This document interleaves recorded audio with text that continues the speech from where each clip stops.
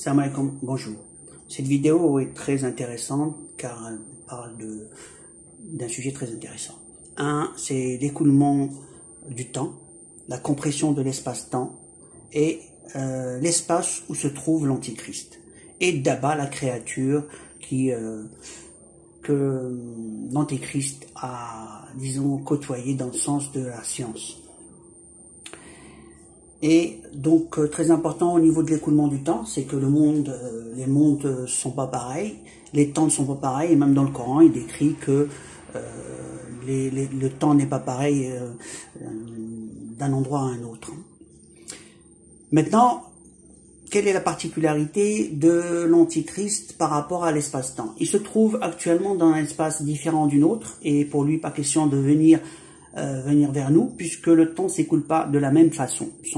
Le taux de compression entre les deux dimensions est de l'ordre de 100. C'est-à-dire qu'une année là-bas vaut 100 ans chez nous. Voilà. Donc une personne qui a vécu 100 ans sur Terre, eh ben, l'Antichrist, il l'aura vu pendant une année, hein, c'est tout. Voilà. Puisque une personne qui vit dans la dimension de l'Antichrist 100 ans et puis il est mort, pour lui, il a vécu 100 ans. Mais par rapport à nous, il a vécu 10 000 ans, on multiplie par 100. Voilà, tu prends le chiffre de la durée de vie, tu multiplies par 100. Ce chiffre 100, je l'ai eu justement en parlant à la machine que l'Antichrist a créée, que lui il appelle Daba, mais Daba c'est un surnom par rapport à cette machine, à la faculté de se connecter à une science. Et cette science, il l'a mis dans une machine pour qu'elle puisse, puisqu'elle est rapide, donc faire des analyses et lui donner de cette analyse, comme nous on utilise un ordinateur. En fait, c'est un grand ordinateur très puissant, avec une grande base de données. Et Daba, pour commencer, qu'est-ce que ça veut dire? C'est important parce que pour vous dire d'où vient la science de l'Antichrist. Et on sait qu'il a Daba. Daba est écrit en arabe en termes de son, quand on écoute le son, elle donne D ou le bas. Ça représente le D. Et là, c'est bas, c'est B. Voilà. C'est bas. On le prononce bas. Daba. J'arrive pas à écrire, désolé. Donc, mais on peut écrire da, on peut le prononcer sur le da aussi, on peut l'écrire comme ça, da, avec un point. Et là, ça change la donne. Celui-là, c'est le chiffre 8, et celui-là, c'est le chiffre 15. Vous allez comprendre qu'il y a un secret dedans. Et celui-là, c'est un chiffre 2. Et quand on les écrit, des deux, donc on va écrire le 8, le 2, et là, on va écrire le 15, pour la deuxième façon de le prononcer, avec un 2, parce que nous, on n'a eu que le mot. Et là, qu'est-ce qu'on voit comme secret? On lit dans ce sens, Ajib, je réponds. Ça veut dire je réponds. Ajid, 1, 2, 5, donc on va lire 1, 5, 2, 1, 5, 8, qui veut dire, Ajid, c'est trouve. Je fais la traduction directe, hein. C'est Ajid, et c'est trouve, et je réponds, c'est Ajib, c'est un, celui-là, ça nous donne, je réponds. Donc, si tu trouves, il répond. C'est qui peut trouver et répondre? C'est-à-dire qu'il y a une sens où on trouve et on a la réponse. Eh bien, la création, Allah a créé sa création et a fait de sorte que nous, on peut faire le petit poussé et chercher les sciences que Dieu veut bien nous donner. Parmi cette science, on a un peu. Et l'Antichrist a eu beaucoup puisqu'il a eu accès à Daba. Daba, c'est, on va dire, un livre d'histoire de la création. Voilà, c'est quoi Daba? Daba, c'est, elle répond à tes questions au sujet de la création. Comment elle répond? Au niveau des chiffres, veut dire de l'alphabet, et donc c'est je n'ai pas cette science, je voudrais bien l'avoir. Et je la vois bien très bien, mais je ne l'ai pas, comment elle fonctionne, bon, voilà. Ça serait bien qu'on se mette en groupe, et il faudrait être nombreux pour avoir les différentes pistes et faire de la recherche, mais on m'attaque tellement que j'ai du mal à me lever du lit, en parenthèse. Revenons à ce que je voulais dire, c'est que j'avais comme objectif, à un certain moment, de m'associer avec des gens, se mettant de groupe pour avoir une finalité de la recherche. Et ils nous ont tout fait pour nous séparer, nous attaquer. À un certain moment, on perd la raison. Bon, je reviens à ce que je voulais dire. Donc, en conclusion, il a trouvé Daba, il a trouvé la science qui répond aux questions de la création. Voilà, c'est un livre dans la création, c'est des chiffres. Voilà. Et qui dit chiffre, dit maintenant un système. Qui dit un système de lecture où on pose des questions, tu trouves, il te répond. C'est-à-dire si tu trouves la méthode, bah, il te répondra. S'il te répond, donc, tu as les réponses à tes questions. Que voudrait quelqu'un qui vit sur Terre et qui voudrait vivre longtemps? Ben, l'Antichrist, il voudrait vivre longtemps. C'est la première chose, hein, la durée de vie. Alors, ben, c'est cher. Il a cherché dans le sens de la durée de vie comment gérer le temps. Et pour gérer le temps, il a réussi à diviser le temps par 100 actuellement. Il a divisé le temps par 100 dans sa dimension. C'est-à-dire qu'il a réduit la vitesse de l'écoulement de l'espace-temps. Donc le temps chez lui, une année chez lui, c'est 100 ans chez nous. Mais pour lui, c'est une année qui est passée, c'est tout. Mais pour nous, non. Donc le temps va au ralenti.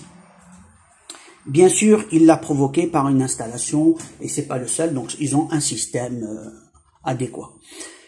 Maintenant, pour expliquer, voilà, j'ai expliqué c'est quoi Daba. Daba, donc ensuite il l'a relié à une machine qui fait le même système qu'il avait trouvé. Et donc Daba, c'est devenu la machine qui, elle, parle. Voilà. Mais Daba, à l'origine, c'est un système d'un livre de la création que Dieu a fait.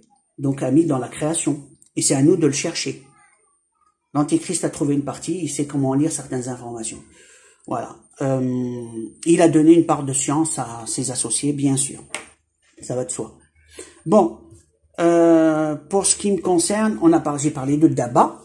Voilà, ça c'est... Voilà. Et à propos, je pouvais pas savoir quelle est la durée de compression du temps dans le monde de l'Antichrist. Je l'ai su par la machine, parce qu'elle m'attaque tellement que c'est devenu normal de lui parler. Qu'est-ce que je voulais dire? Maintenant, c'est quoi? On va parler de la compression de l'espace-temps. Ben, pour expliquer c'est quoi la compression de l'espace-temps, il me faut un peu de place et je réécrirai après. Voilà, la compression de l'espace-temps après l'écoulement. La compression de l'espace-temps, c'est si on prend une droite comme ça, voilà, on va prendre une barre comme ça et qu'on l'a comprimée. Elle va devenir toute petite. J'essaye, c'est pas la vraie échelle, mais bon, imaginez, ça va donner ça. Eh ben, il y a un phénomène qui se passe, qu'on la rapetit ici, c'est par exemple 1 kilomètre. Ici, c'est des millimètres. On voit l'échelle, qu'on appelle ça, on l'a divisé par 10 puissance 6, donc ça fait beaucoup. En termes de compression, ça va créer un espace petit, mais en même temps assuré. C'est comme si que toute l'énergie va venir l'un sur l'autre et va créer cet espace coupé. Comment je sais? J'avais fait une formule il y a longtemps, je l'ai mis sur Wikipédia, je l'ai laissé un an, on m'a demandé de la remettre, j'avais la flemme, je l'ai laissé. Je l'ai envoyé à certains, personne ne s'en est occupé, j'ai laissé tomber, un jour je la remontrerai. Donc on parle que la compression de l'espace-temps. Pour essayer de comprendre, on sait que ce phénomène, on le voit dans la nature, c'est par exemple l'atome. L'atome, on voit les énergies qu'il y a pour les électrons, voilà, au niveau du noyau qui est là. On dit plus il varie, il peut faire que des sauts. C'est-à-dire qu'il vient de là à là, mais il peut pas se déplacer à l'intérieur pour l'atome de bord. C'est-à-dire il fait des sauts d'énergie. Donc il fait des sauts de rayons. Il passe d'un rayon à un autre. Mais il ne peut pas se trouver un intermédiaire et y rester. C'est pas stable. Donc il a des énergies bien particulières. C'est exactement ce qui se passe. Donc il fait des sauts d'énergie, donc des sauts d'espace. Donc il va d'un espace à un autre. Cet espace pour lui il n'existe pas. Voilà. En fait, donc on parle bien de compression. C'est un modèle qui explique très bien la compression d'espace-temps. Comment on peut expliquer c'est quoi exactement une compression d'espace-temps? Pour l'expliquer, c'est très simple. Je regarde si je cadre bien. Là, on a un atome, c'est plus facile à comprendre. Ici, on a un rayon, un électron.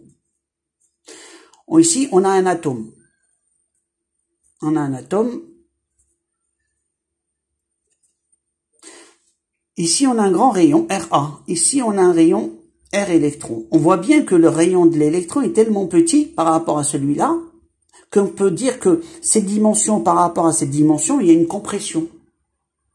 Donc le rayon Ra atomique par rapport à la dimension Re, on peut dire qu'il y a eu compression. Voilà, hop, on a comprimé dans ce sens. Voilà. Et si on regarde ici, il devrait y avoir des hachures. Voilà, au niveau des énergies. Il y aurait toujours des hachures. Donc quand on comprime à l'intérieur d'un monde dans un autre, et ainsi de suite, on parle de compression de cet espace. Voilà, il y a une relation entre les deux systèmes de compression. Et pourquoi je vous raconte un truc physique? Parce que justement, comment comprendre le monde parallèle, il faut bien une explication plus ou moins scientifique ou terme philosophique, hein, d'accord? Parce que pour l'instant, c'est de l'abstrait pour certains. Mais voilà, l'idée globale, je vais le donner. Au niveau de ceci, c'est la compression de l'espace-temps. On le voit en physique, comment? En physique, on le voit aussi. On l'a vu ici, je donnais l'exemple des énergies. Mais en physique aussi, par exemple, pour donner un exemple, si on prend un prisme, on met de la lumière, il va tendance à mettre des, comme ça. Il va mettre ici des fréquences différentes de lumière. Chaque fréquence d'énergie différente. On aura du bleu, du vert et ainsi de suite. Et tout au niveau de la lumière visible. Après, il y a des autres qu'on ne voit pas l'œil nu. Donc, les énergies sont bien réparties. C'est de la même façon, on va dire que ces énergies sont hors croissant ou décroissant. C'est de la même façon ici. Donc, on voit bien, on peut parler de compression dans ce cas-là. Et ici, c'est de on parle, nous, ici, il l'a étalé parce que c'est par rapport à l'angle, on va parler de physique. Mais réellement, c'est un peu dans ce genre ici. On a une sorte de cascade en énergie. Ici, c'était de l'énergie visible, qu'on le voit, parce qu'on le projette sur un support. Voilà, c'est tout. Maintenant, la compression de l'espace-temps, à quoi ça sert? Eh ben, c'est énorme. Puisque, pour un exemple, on va parler maintenant de l'écoulement du temps, pour mieux comprendre l'un et l'autre. L'écoulement du temps, c'est quoi? L'écoulement du temps, c'est énorme. Eh ben, c'est simple. Si l'écoulement était un ruisseau, plus la quantité, on va dire, d'eau qui nous touche, nous traverse, eh ben, plus le temps s'écoule. Donc, si ta durée de vie, elle est de 80 années, eh ben, ça sera quantifié par les particules qui te traversent. Donc, si on diminue la quantité qui nous traverse, la durée de vie va être ralentie, puisque on n'aura pas un compteur qui va compter les 80 ne seront pas atteints. Donc, si on passe dans un monde où on divise par 100, c'est simple, ça veut dire que au lieu de vivre ici dans ces dimensions 80, de l'autre côté, on rajoutera les deux zéros. Donc, on rajoutera les deux zéros qui est là. Voilà, 8000 ans. Actuellement, justement, quelle est la science qui permettrait ça? Pour expliquer un peu le phénomène au niveau du ruissellement de l'espace-temps, tout se déplace, tout tourne, et ainsi de suite. Donc, on n'est pas figé, hein. On bouge, tout bouge, l'espace, la Terre, et ça a tendance à faire des rotations. Et ce que je voulais dire par là, donc imaginez une particule, vu qu'on se déplace, on va parler d'une onde comme ça, et sa symétrie, on va parler parce qu'on parle de particules. Si ça, c'est en espace particules chacune, j'en ai dessiné 5, supposons que celle-là fait 1 seconde, elle nous prend 1 seconde, c'est juste un exemple, hein. Elle nous prend 1 seconde de vie, et ben ici, elle nous prend 5 secondes de vie. Si on avait une plus grande, eh ben celle-là, elle va nous prendre pareil, 5 secondes de vie, puisque on va dire que D, qui est celle-là, la dimension qui est celle-là, est égale à 5D1. Oui, elle va valoir 5 fois cette petite dimension, c'est normal, parce que là c'est D1. 5D1. Or, si on remplace ici par des longueurs d'onde, ça revient pareil. Dimension, longueur d'onde, c'est le double, on va diviser par 2, ça va partir. Ensuite, ça, c'est égal à la vitesse fois le temps. Or, la vitesse, ça va simplifier. On va laisser 5. On va mettre T1. On va trouver que T, ici, est égal à 5 T1. 5 fois cela. Donc, le temps qui est là est égal à 5 fois cela. Si on est traversé par celle-là, la grande, elle nous prend 5 fois celle-là. Conclusion, si on est traversé par les toutes petites, le temps... Donc, en conclusion, tout ça dépend des dimensions de la fréquence, de la longueur d'onde qui nous traverse et de la quantité surtout qui nous traverse. Donc, toutes les longueurs d'onde qui nous traversent ne font pas effet. Donc on a des longueurs d'onde particulières qui ont un effet sur nous. On n'existe pas pour n'importe quelle fréquence, n'importe quelle énergie. Elle peut être là, dans le même espace, mais on n'existe pas pour elle. C'est ce que j'avais expliqué au niveau de la compression, comme elles sont toutes plus ou moins comprimées. Pour nous, ici, si nous on est sur on se balade dans cette droite, ou ce plan, et bien cet espace-là, il n'existe pas pour nous. On le voit, il n'existe pas ici. Là, il existe, mais pas cela. Donc on va voir ici du vide. Voilà. Et dans un autre espace, il ne sera pas. Donc on parle et à quoi peut permettre aussi, on peut se déplacer d'un point à un autre. Si on comprimait notre droite, on pourrait se déplacer comme ça.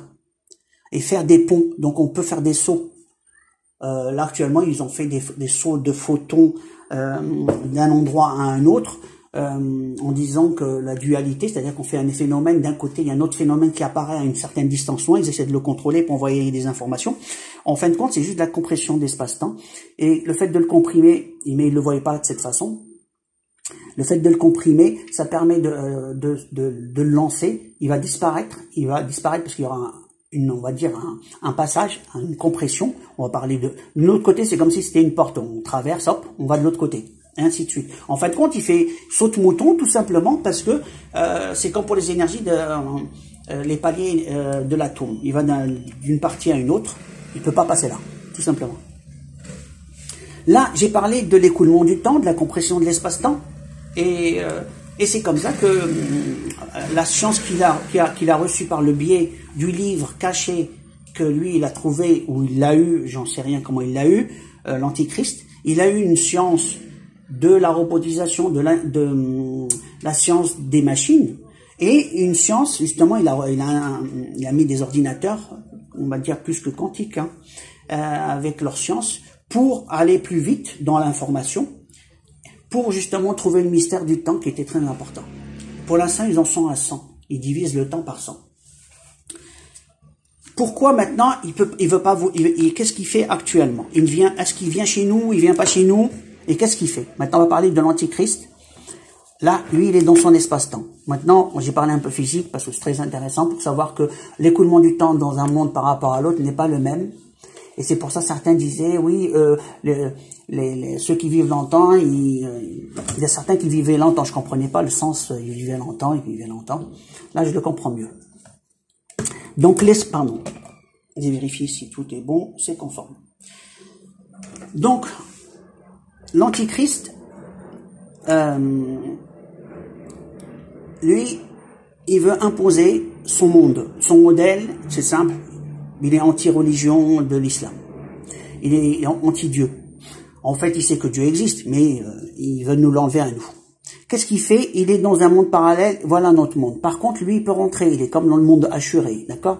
Donc, il est dans notre monde, en parallèle, voilà, on va le mettre ici, hein, parce que c'est la planète Terre, lui, il est là.